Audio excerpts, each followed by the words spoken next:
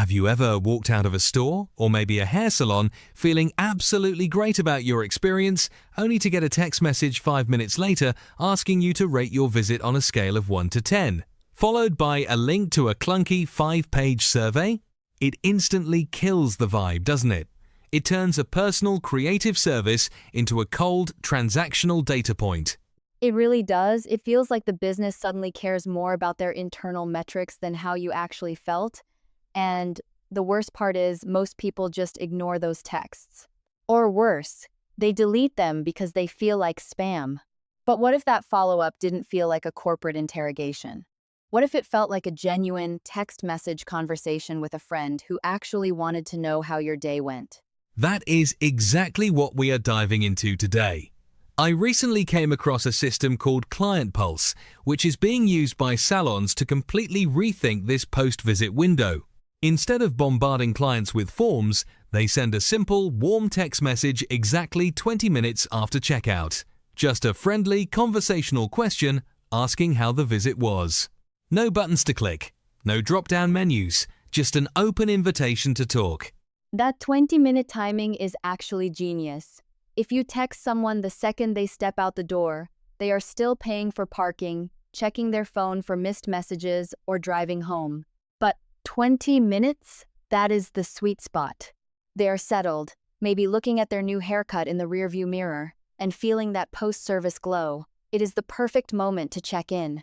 And because it is just a normal text message, the barrier to reply is incredibly low. You just type back like you are texting a friend. Right, but here is where the technology gets fascinating. Once the client replies, the AI behind the scenes analyzes the sentiment of the message. It doesn't just look for keywords, it actually understands the tone and context of the response. And it crafts a natural conversational reply based on how the client is feeling. It splits the responses into 3 distinct paths: positive, negative, and neutral. Let us start with the positive one, because that is what every business hopes for. What happens when a client texts back saying they absolutely love their new look? When the system detects a positive vibe, it does not just say a generic thank you. It sends a warm, appreciative reply and gently shares a Google review link, asking if they would mind taking a few seconds to share their experience. It strikes while the iron is hot. The client is happy, they just expressed that happiness, and now they are given a frictionless way to share it with the world. It turns customer satisfaction into immediate marketing momentum, but in a way that feels organic rather than pushy. It makes total sense. If someone tells you to your face that they love your work, it is natural to say, please tell others. But what about the opposite end of the spectrum? What happens when a client is unhappy? Maybe their color was not quite right, or they felt rushed.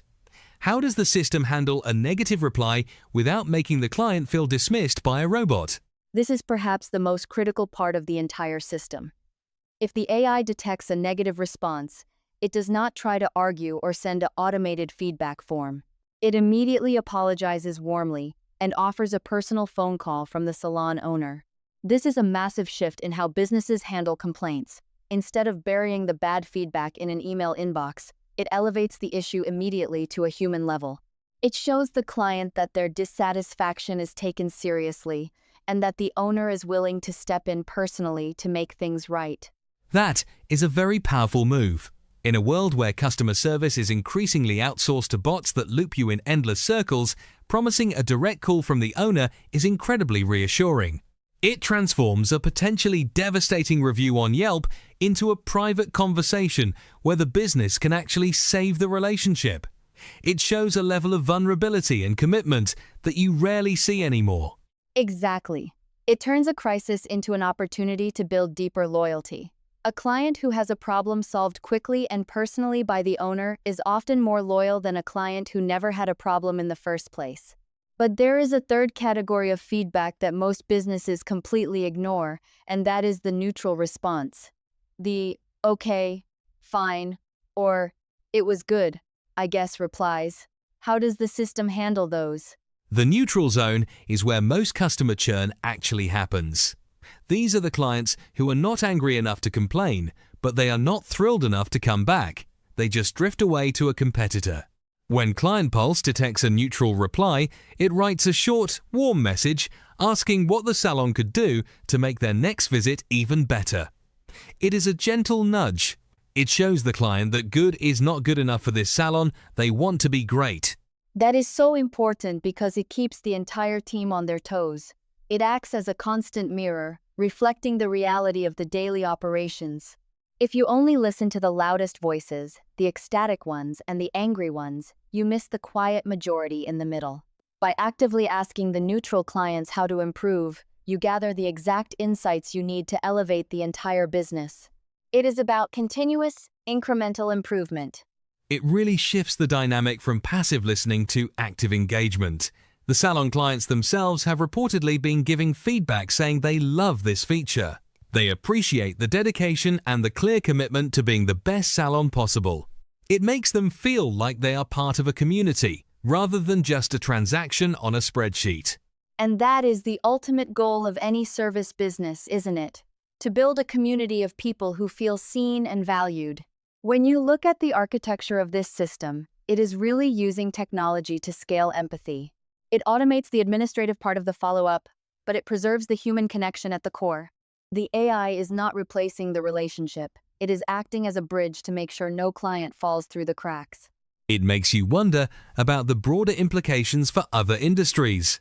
If a local salon can use conversational AI to build deeper, more authentic relationships with their clients, why can't doctors, mechanics, or boutique hotels do the same? We are so used to technology making interactions colder and more distant. It is refreshing to see it used to make things warmer and more personal. It suggests a future where the businesses that win are not the ones with the most complex algorithms, but the ones that use technology to become more human. The technology should disappear into the background, leaving only the feeling of a genuine connection. When a client knows that a negative text will result in a personal call from the owner, they feel safe. They know they are dealing with real people who care. As we wrap up today, it is worth asking ourselves as consumers, how do we want to be treated by the businesses we support? And as business owners, are we listening to our customers in a way that makes them feel heard, or are we just collecting data to check a box? The simple act of asking, "How was your visit?" and actually listening to the answer without buttons or menus might just be the most revolutionary thing a business can do today. You can try ClientPulse yourself. It's free to try for 2 weeks, and unlike most competitors, they do not ask for your credit card unless you decide to keep the system.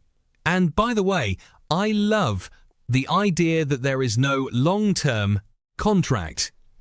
Just month to month, which means they have to stay on top of their game. Try it at clientpulse.ltd. See you next time.